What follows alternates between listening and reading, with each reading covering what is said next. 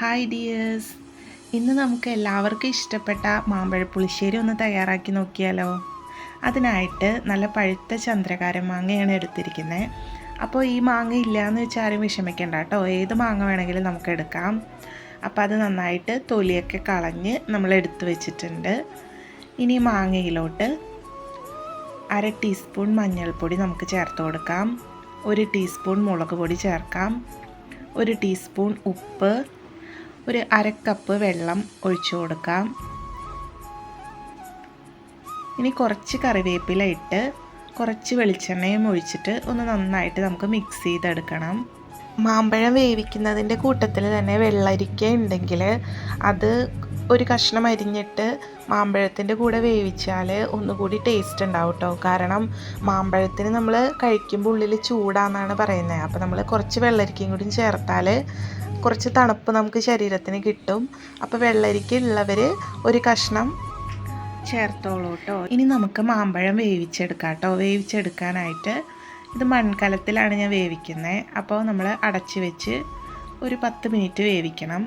ഈ സമയത്ത് നമുക്ക് അരപ്പ് തയ്യാറാക്കാനായിട്ട് ഒരു 1/2 കപ്പ് തേങ്ങ, 3 പച്ചമുളക്, 2 അല്ലി വെളുത്തുള്ളി, 1/2 ടീസ്പൂൺ ജീരകം, പിന്നെ കുറച്ച് വെള്ളം ഒഴിച്ച് നന്നായിട്ട് നമുക്ക് അരച്ചെടുക്കാം.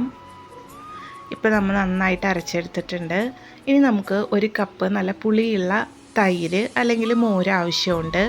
ഇപ്പോൾ ഏകദേശം ഒരു 10 മിനിറ്റ് കഴിഞ്ഞിട്ടുണ്ട്. നമ്മുടെ മാങ്ങയൊക്കെ നന്നായിട്ട് വെന്ത് കിട്ടിയിട്ടുണ്ട്. ഇടയ്ക്ക് ഇങ്ങനെ ഒന്ന് മിക്സ് ചെയ്ത് കൊടുക്കണം കേട്ടോ, അല്ലെങ്കിൽ അടിക്ക് പിടിക്കും.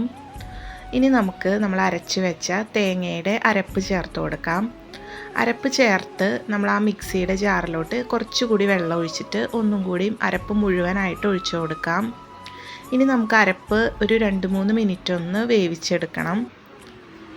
അരപ്പ് വെന്തതിന് ശേഷമാണ് നമ്മൾ മോര് ചേർക്കുന്നത് കേട്ടോ. ഇനി നമുക്ക് മോര് അല്ലെങ്കിൽ തൈര് ഒഴിച്ചു കൊടുക്കാം. തൈര് അല്ലെങ്കിൽ മോര് ചേർത്തതിന് ശേഷം അപ്പോൾ തന്നെ നമുക്ക് ഫ്ലെയിം ഓഫ് ചെയ്യണം. അല്ലെങ്കിൽ തൈര് നമ്മൾ ചേർത്തിരിക്കുന്നത് പിരിഞ്ഞു പോകും കേട്ടോ. അപ്പോൾ അതെല്ലാവരും ഒന്ന് ശ്രദ്ധിക്കണം. ഈ സമയത്ത് നമുക്ക് ആവശ്യത്തിന് ഉപ്പ് ചേർക്കാം. നന്നായിട്ട് പുളിയുള്ള മാമ്പഴമാണെന്ന് വെച്ചാൽ ശർക്കരയോ പഞ്ചസാരയോ നമ്മുടെ ടേസ്റ്റിനനുസരിച്ച് നമുക്ക് ചേർക്കാം. ഇതിൽ ഞാൻ ചേർക്കുന്നില്ല, നല്ല മധുരമുള്ള മാമ്പഴം ആയതുകൊണ്ട് ചേർക്കുന്നില്ല കേട്ടോ. ഇനി നമുക്ക് താളിച്ചൊഴിക്കണം. അതിനായിട്ട് ചെറിയൊരു ചീനച്ചട്ടി വെച്ചിട്ടുണ്ട്.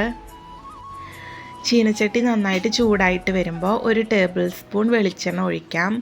ഇനി അതിലോട്ട് 1/2 ടീസ്പൂൺ കടുക്, 1/2 ടീസ്പൂൺ ഉലുവ, അതിലോട്ട് ഒരു 4-5 അല്ലി ചെറുള്ളി, ഇനി 2 ഉണക്കമുളക് എടുത്തിട്ടുണ്ട്. അത് നമ്മൾ കൈകൊണ്ട് തന്നെ പൊട്ടിച്ചിട്ട് കൊടുക്കാം.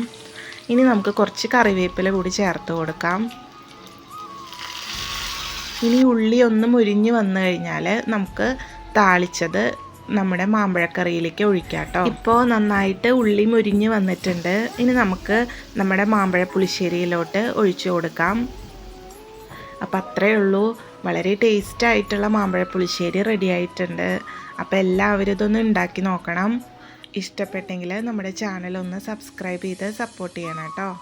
Thank you.